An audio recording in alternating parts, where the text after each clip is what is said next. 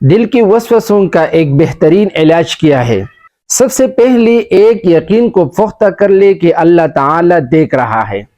ہمارے دلوں میں جو خیالات آتے ہیں ان کو بھی اللہ تعالیٰ دیکھتا اور جانتا ہے، اس میں شک کی کوئی گنجائش نہیں۔ قرآن مجید نے بار بار اعلان فرمایا ہے ان اللہ علیم بذات الصدور، اور ارشاد فرمایا یعلم خائنۃ الاعین وما تخفی الصدور، وہ آنکھوں کی خیانت اور دلوں کے راز جانتا ہے۔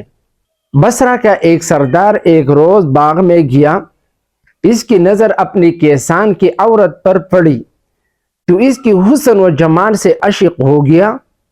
اس کے بعد اس کسان کو کسی کام پر بھیج دیا اور عورت سے کہنے لگا تمام دروازے بند کر دو۔ عورت نے کہا باقی سب دروازے تو بند کر دو لیکن ایک دروازہ بند کرنے کی طاقت نہیں رکھتے۔ اس نے پوچھا وہ کون سا دروازہ ہے؟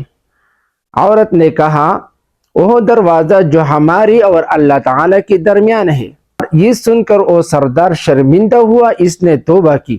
دل میں جب بری خیالات آنے لگی تو فوراً یہ آواز لگائی کہ اے بے شرم دل، اللہ دیکھ رہا ہے، اے بے شرم دل، اللہ دیکھ رہا ہے۔